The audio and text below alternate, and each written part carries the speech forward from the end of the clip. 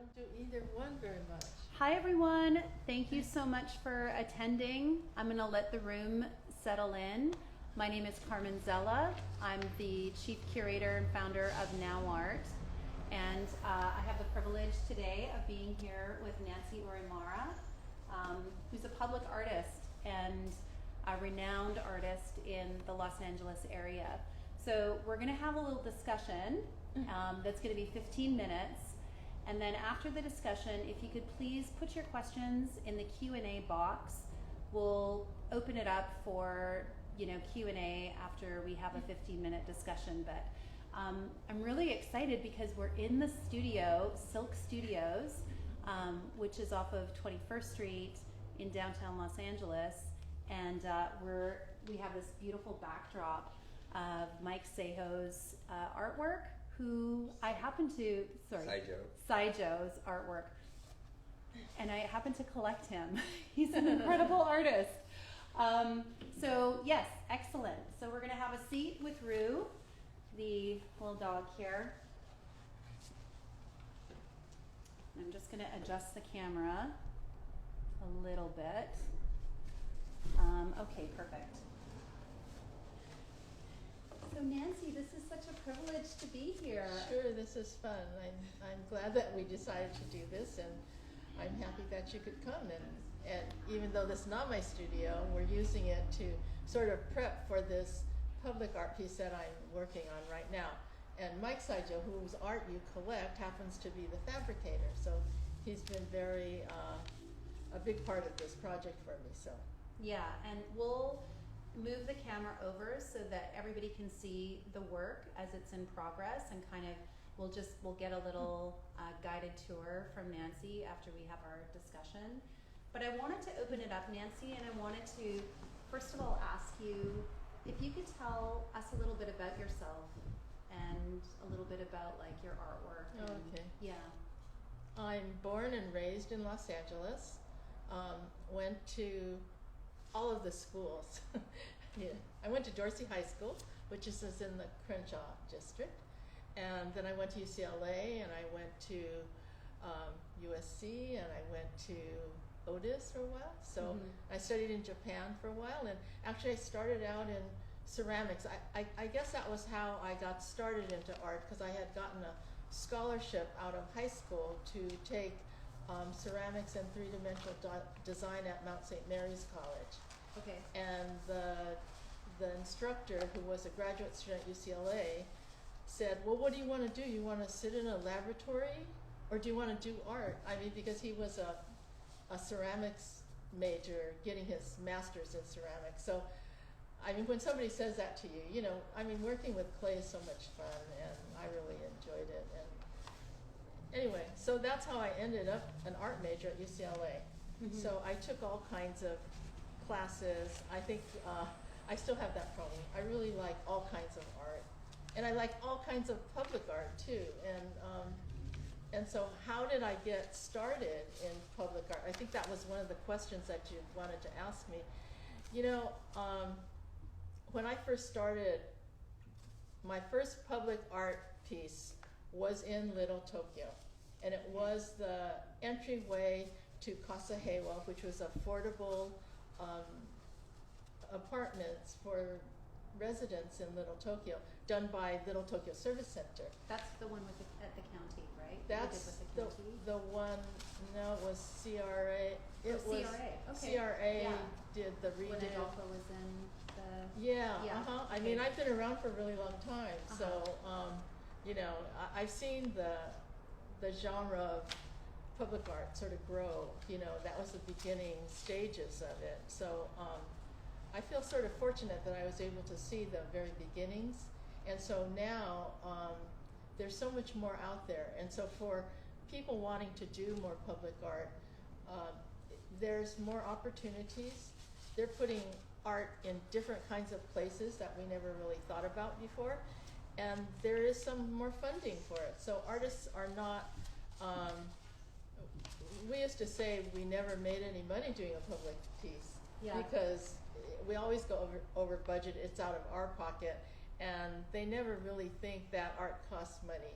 you know, Mhm. so, but that's improved a lot. So there are people out there funding good projects, and there are people like you that are involved in public art, and so it's come a long way. So anyway, it's That's really encouraging to hear, because you often think that budgets are shrinking, but it's interesting to get the vantage point that there are actually more opportunities and that this is expanding. So how do you see the future of public art?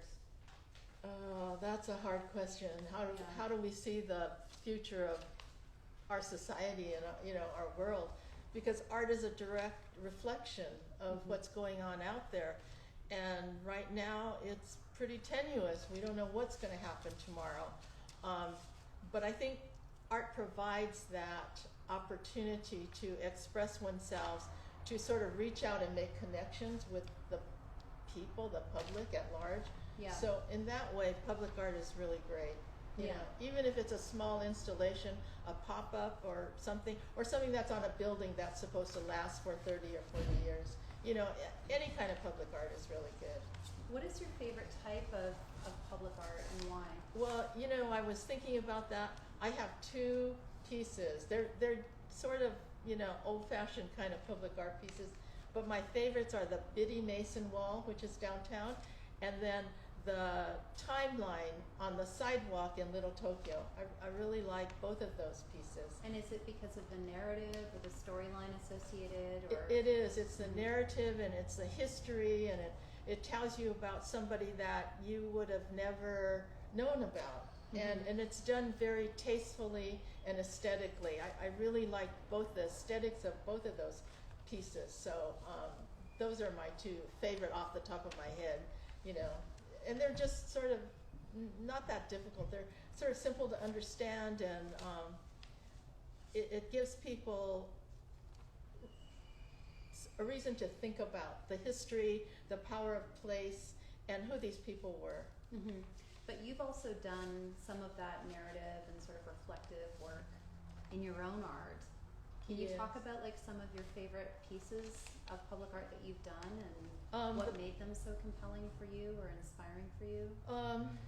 Well, like the Casa Hewa piece, it was really about the diversity of the people in the city that lived in Los Angeles. And, you know, since I'm born and raised here, I've always loved LA.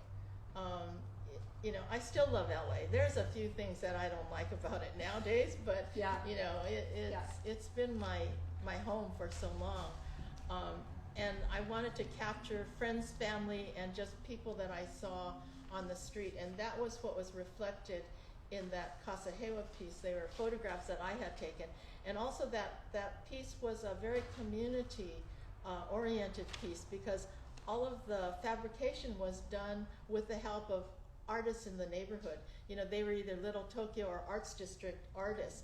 They did the silk screening for me. Some of them, you know, helped actually put it in, and I had a Japanese American tile person who really doesn't do public art, but he did the tile work for me. So we really did it on a shoestring.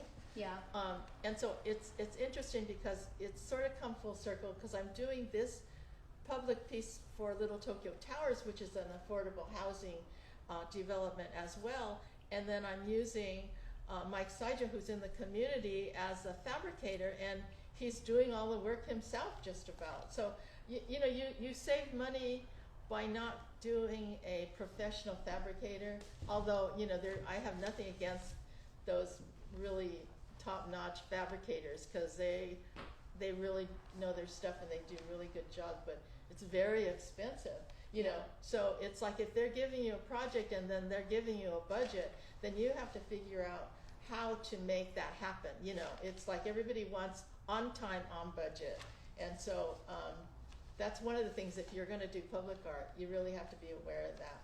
Yeah, and I also love the comment that you made about the process, because oftentimes with studio artists, their process is, you know, research-based or sort of self-reflective. It's not as inclusive to other people and the community. Mm-hmm. And so oftentimes what I've experienced in watching and observing artists create public art is that when they open it up to the conversations with the community, it really helps to deviate their project in magical ways, not in negative ways, but in really magical ways. Can you Yes. talk a little bit about that's part of the process true. of I think doing public art? that's one of the really pluses of public art, because it makes those connections and it creates a relationship between the artist and the viewer. And when you're doing public art, because you have to sort of please so many people, you really have to sort of watch and listen and know your community and know the people that are going to approve this public art, one, but that you really touched a variety of people. And then it makes people more aware of art, and I think that's the intent with any kind of art. You want that awareness to be built. And there's one little story, I know she's on one of your boards. I worked for Sandy Gooch for many years. She had these markets called Mrs. Gooch's Markets, and I helped her do all of the interior, and she did these little vignettes. They were little stories, and so it was like little public art within a market. And artists helped. We got art students from the local art schools and artists from the neighborhood, and we would create these little scenes and themes. It was very charming, and I think it added to the success that she had, because Mrs. Gooch is sold to Whole Foods after that. Right. So anyway. Well, and it also helps with education, and when we're able to position art in unexpected places. Yes. And really shift the sort of site specificity and the imagination, and catch like all different demographics. Yes. Into that experience, it's also very powerful. I'd love to have you talk a little bit about your piece as well. So I'm going to shift the camera a bit here so that we can actually see. We positioned it on a tripod, but the camera. I'm gonna put it down, Rube. So this is the work here that's on the ground that Mike has been fabricating, and this is Mike.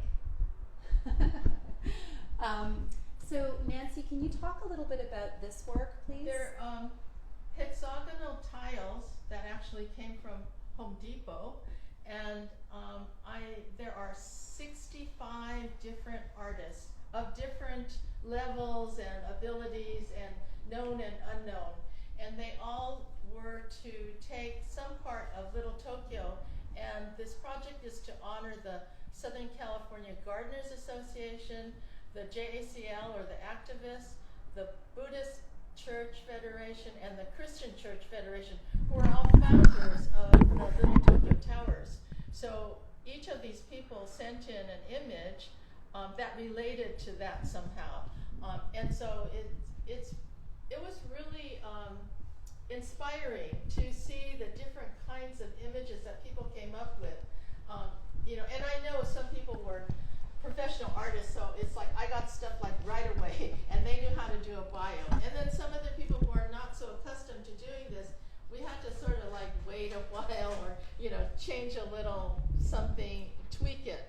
But I'm so, I don't know, it's just, I don't know if heartwarming is the word, but it was so interesting. It's so interesting to hear people's stories that have to do with Little Tokyo and with the history of their ancestors. So there are some that have a grandfather that started a Christian church in Little Tokyo, and there's another one whose grandfather and fathers were gardeners. So and Japanese gardeners are so famous and talented. So it's sort of nice to see that. I have some Buddhist priests, and Buddhist priests are always very good artists for some reason. I don't know. I think art and spirit. Yes, Shingo Honda is great. I wish he were here to participate in this. So, Mike, do you want to talk a little bit about the process of where you're at with the project and what you're going to be creating? Sure. Right now we're organizing placement for the different images, and deciding what background color is gonna come through. And so from this point, we're going to be silk screening the images onto an art decal process where we're going to use a water slide process to apply the image onto the tile, and then firing them in the kiln so they'll be permanently. And what's the location of the final installation? Little Tokyo address. Towers is located on 3rd Street between Central and San Pedro. And it's going to be on a little wall that's going to be facing inside to their courtyard. So you're not going to really be able to see it from the street, but that's okay. So to be more of a walking piece for the community and for the people that live at Tokyo Towers. Beautiful. It's And- absolutely gorgeous. Yeah. And then there's going to be some aluminum trim that goes over the art tiles. So Nice. the aluminum trim will kind of link them all together. Beautiful. Beautiful. Yeah, I it's love it. about connections. It was a little cheesy because I used the honeycomb and I put bees in here and there and in the definition or explanation. So it's okay. So we have a question here, Nancy. Is there a dream location that you've always wanted your public art to be displayed at? A dream location? Yeah. Well, I never thought about that. Well, okay. I always wanted to get a job with Metro, one of the stations. I've never gotten one yet. But anyway, a dream location, wow. I don't know, that's a hard one. Yeah, it's a great question because It I think is. it's, as an artist who has created site-specific work and you've born and raised in LA, there's so many incredible opportunities for expression, That's true. Is there like a dream scenario, like to do something more permanent or more temporary or on a bridge or, You know, I like sort of smaller pieces, more intimate pieces. It would be great to have like a series of little pieces that would connect the different neighborhoods in the city. I think that would be really great. And it'd probably be easier to do than some really big thing. Yeah. So at this point in my life, I like the smaller things that are more intimate, that really tell a story and touch people's hearts. It's that connection between the viewer and the artist, and I think that would be a dream. Yeah, absolutely. Excellent. So thank you so much. We are just a little bit, we're actually on time. So I really appreciate the fact that you have come and opened up your studio to me to be able to do this Instagram Live session. And Mike, thank you so much for your insight, and your fabrication is gorgeous and your artwork is also spectacular. And Mike is going to be installing a public art piece as well in Boyle Heights. Yeah, it's already completed. And so, do you want to give the address of where that is? Sure. It's called Brooklyn Heights Park, and it's opening February 14th. Not sure the time yet. It's located on Matthew Street between Cesar Chavez and First, one block over from Soto, behind King Taco, and across the street from La Veranda, new Section 8 housing that they just constructed over there. Amazing. Yeah, we'll be posting that also on Now Art's Instagram feed. So stay tuned for the next IG Live, and thank you everybody so much for joining and spending your time with us in this way. Excellent. Have a good night. Stay safe and stay out of the rain.